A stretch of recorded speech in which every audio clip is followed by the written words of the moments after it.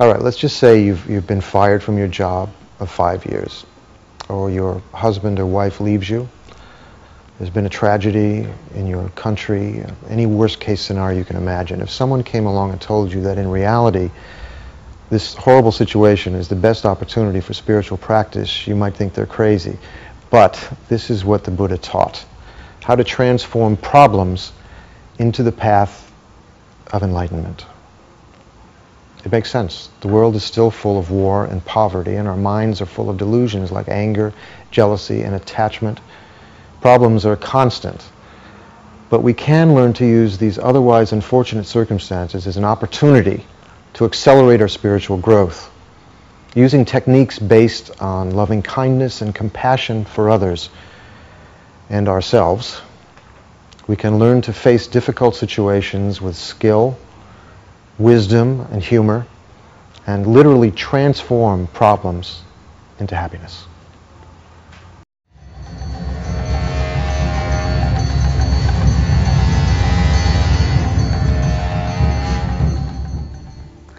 Transforming suffering into the path to enlightenment is at the very heart of the Buddha's Mahayana teachings.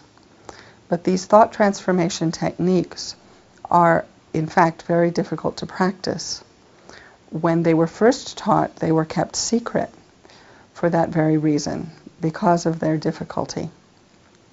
Thought transformation techniques are based in bodhicitta, and therefore it's essential when one receives these teachings to receive them with a mind imbued by bodhicitta, the attitude wishing to attain enlightenment as quickly as possible, in order to understand thought transformation correctly.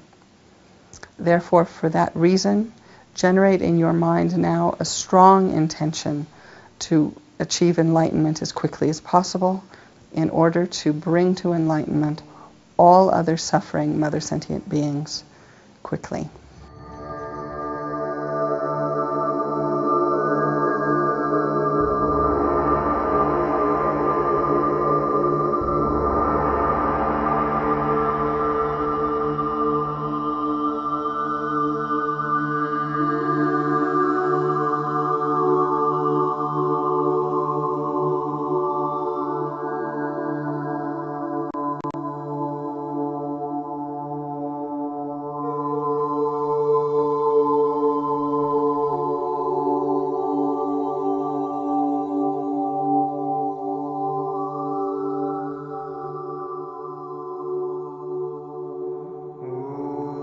So I assume everybody here has problems?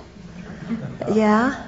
Often when we have problems, we feel like we're the only people who have problems. But wouldn't you say everybody has problems? But our problems are worse than other people's, right? Isn't it? Definitely, 100% worse, yeah. So we should be the object of other people's sympathy and their compassion and their aid. And the way to transform our problems is to get them to stop doing all the nasty things they're doing towards us, right? That's not actually transforming our problem, that's throwing the problem at the other person, okay? Telling them that they're the source of our problem, and believing it ourselves, that other people are the source of our problems. Okay? When we have that view on life, you know, that I'm just this little old innocent, sweet, charming, wonderful, joyful person who doesn't mean harm to anybody, and yet all these mean, nasty, cruel, vicious, ununderstanding people cause me problems. We have to totally get out of this idea of blaming.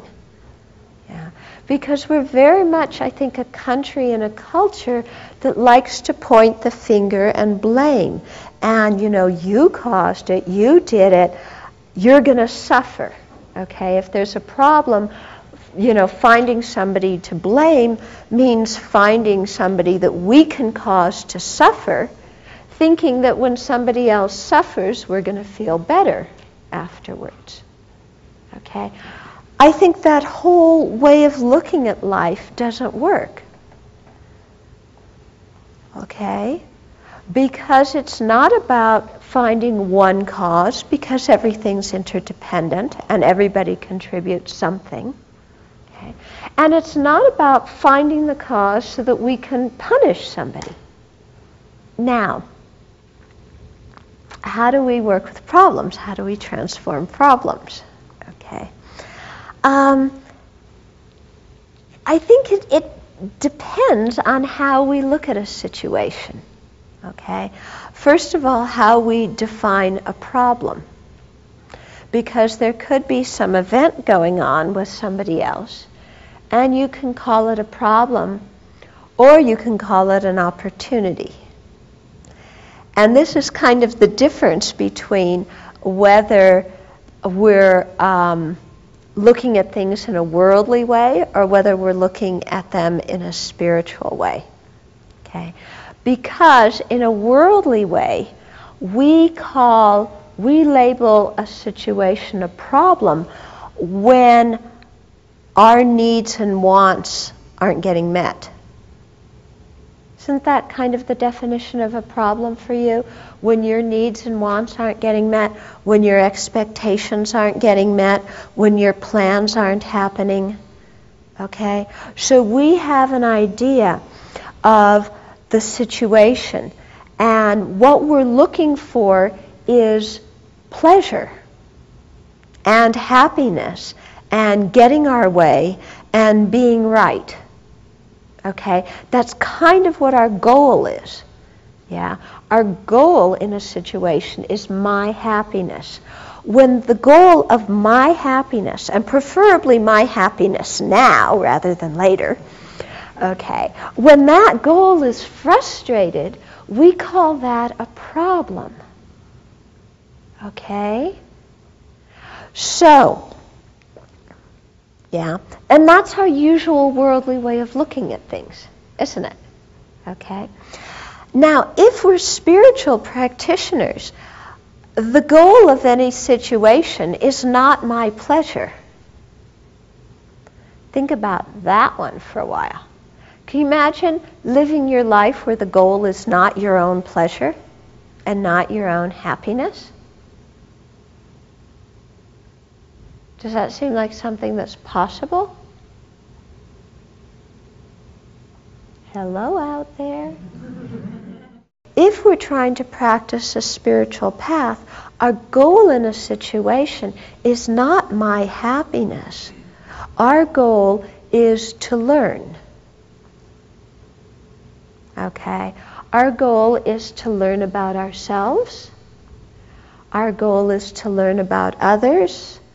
Our goal is to, through this learning, be able to purify our own mind and develop our own good qualities. Our goal is, through this learning, to be able to contribute to the welfare of the world, to, help sentient other living beings along the path to enlightenment, to help them even in some, ordinary way now. So when we change that paradigm, when our goal in a situation is different, okay, then it becomes much more difficult to have problems.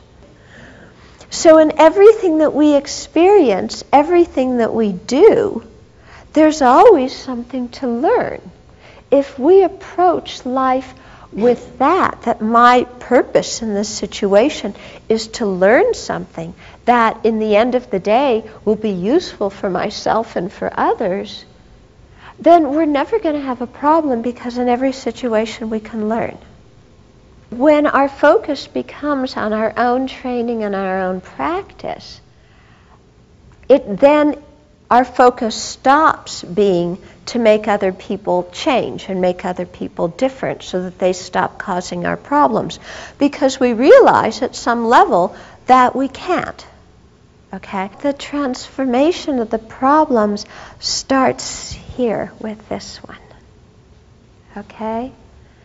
And it starts with looking at our reactions to the situations that we're in, and really being able to look honestly at our reactions, not paint them over, not be sweet, okay, but really kind of be able to sit there and, okay, somebody's acting this way. Why am I reacting in this? What do I think I need from this person that they aren't giving me? And how, where does contentment really come from? When you're content, do you get angry? No. When you're content, do you get jealous? When you're content, do you hold on to a grudge? When you're content, are you full of greed and craving? When you're content, do you hide your mistakes and pretend you don't have them? When you're content, do you pretend to be somebody you're not and impress people falsely? No. It's like when there's a feeling of contentment in our own mind, then kind of naturally we act with kindness. And a lot of, all those negative emotions and then the behaviors that they cause, they just get pacified automatically because there's no dissatisfied, discontent feeling inside that motivates all of those other attitudes and behaviors. The kind of contentment that we're trying to develop is not the contentment of, I got my way, I got my needs met, the world's love me. It's not that. It's the contentment of us feeling okay about ourselves. It's come simply through our own spiritual practice by using our own mind. When Buddhism talks about contentment, we should not equate contentment with apathy. They're two different things. With apathy, we don't care. Okay? And you can be apathetic and discontent. Can't you? Yeah? And I think very often the nihilistic position that people go into in our society, of, well, it's all worthless, or it's just, you just sign it off. This is, it's discontent compounded with apathy. Okay? Whereas contentment is a totally different ballgame. Okay? Contentment is a feeling of well-being in ourselves. So, we can have this contentment, some kind of self-confidence. And that will lead us to have compassion for others, rather than criticize them and pick them to bits, have compassion for them. And then based on that compassion, act against injustice or prejudice or intercede when there's a harmful situation. Okay? So that compassion can be just as strong of a motivator and a much wiser one than anger. And contentment, we can be content and we can still want to improve things in the future. Okay? There's a sense of well-being in ourselves that doesn't depend on how the world treats us. Okay? There's a sense of well-being in the self that comes through our own spiritual practice. So there's an inner sense of contentment that isn't dependent upon, getting what we want, having people like us and love us and appreciate us and tell us we're right and intelligent and blah, blah, blah. Okay? So, but on the basis of that inner sense of contentment, it doesn't mean that we eschew the rest of the world and block it out and fall into apathy. Okay? Because again, motivated by compassion, we can still act to remedy injustice, remedy discrimination, but the way we do it is not going to be in an angry way. We can see, okay, I have a problem and somebody's treating me unfairly or there's discrimination against me or whatever. Have that sense of inner contentment. Yeah. But then actively work to change the situation, not because we hate the other people in it, but because we care about them. Okay, so the person, you care about the person who's oppressing you. You care about the person whose political ideas you think are totally corrupt. Okay, you care about the person who's destroying the environment. You care about the person who's beating up your loved one. Okay. This is very opposite from our usual way of thinking, isn't it? Okay. But, our usual way of thinking hasn't gotten us anywhere, so we might as well try another way. Okay? Because the thing is, if there's this conflict situation, we see the other person as an enemy, and we don't care about their well-being, okay, then we're likely to inflict more harm out of anger, okay? So first of all, we're creating negative karma because we have a negative motivation of anger that has the intention to harm. Second of all, we destroy the other person's happiness. Because they're more miserable, then they're going to do more that harms us back, so we're just escalating the conflict. So we fight oppression or, injustice or ecological devastation or whatever out of care for the quote-quote enemy. Because we don't see them as an enemy that's out there that's inherently evil. We see them as another living being just like us who wants to be happy. So this takes, I'm just kind of explaining this using words, yeah? But to actually understand it, we need to sit, okay? This isn't something that we're going to get through just intellectual understanding. We have to really sit, in our meditation practice and think about this. And then we need to examine our own mind. Be able to identify in our own mind when we're content and when we're discontent. Be able to identify in our mind when we're really accepting things and when we've gone into nihilism or apathy. We need to look in our own mind and identify, what does anger feel like? What does genuine compassion feel like? What is a positive aspiration? What does that feel like? So really understanding these things all depends on our own meditation practice. It's not dependent on intellectual understanding. Okay?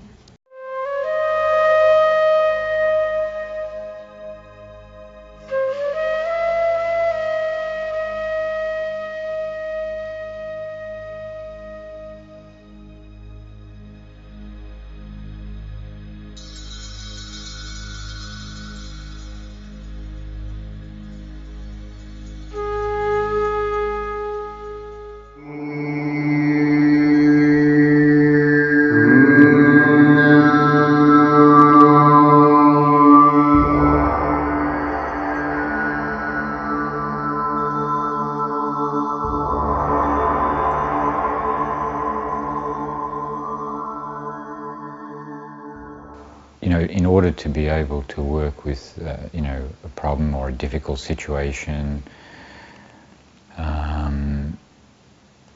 in the sense that it doesn't, upset you or make you angry or like that,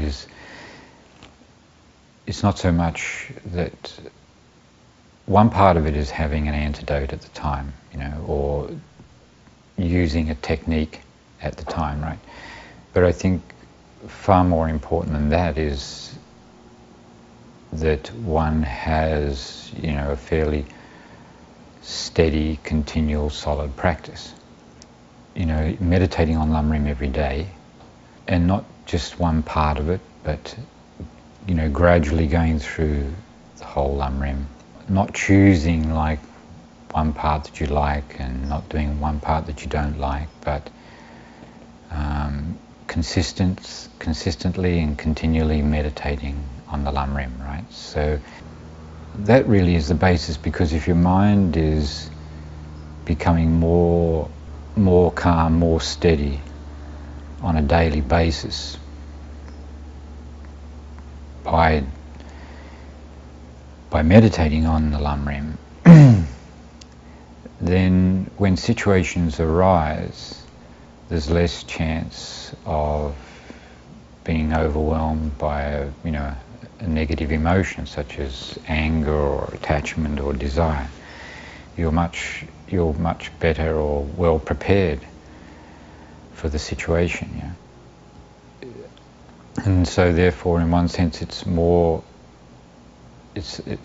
almost more natural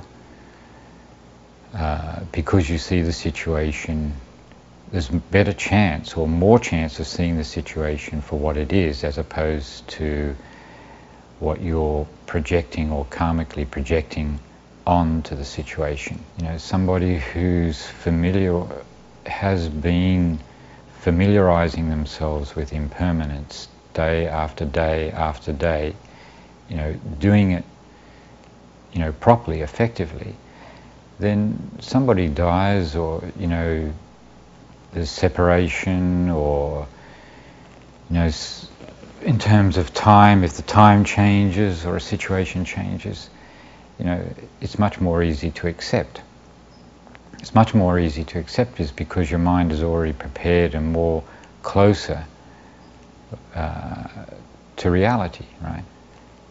If you're making your mind more familiar with this reality that others exist, they have suffering, they don't want suffering, same as yourself, right? It's very sort of straightforward thing. It's reality, Others exist, they're important, they have problems, they suffer, just like oneself, right? So if you're day after day familiarizing yourself with that, and then you come up with a situation, a problem between yourself and some other person or some other people, then your attitude is already, there's less thinking of oneself and more thinking of the other person. So almost already you don't have a problem, because, you'll find in most situations problems arise, or a problem exists, or it appears to exist, is mainly because of ego, self-cherishing mind, attachment to one's own happiness. So that's really the basis of creating the problem. And it doesn't mean that outside there isn't a difficult situation, but inside there's not a problem in the sense of like it appearing like a problem, so that you're becoming emotional, you're becoming angry, you're becoming jealous, you're becoming some way upset, your mind is disturbed, right? So therefore, of course, that difficult situation is made very complicated because of the mind being disturbed inside. Whereas, if there is a difficult situation, you have every chance of resolving it if you really are concerned about that other person or what that other person is going through or experiencing. If you really want to help that other person,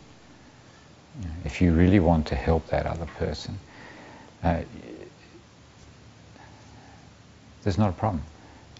The situation still can be difficult, but there's not really a problem.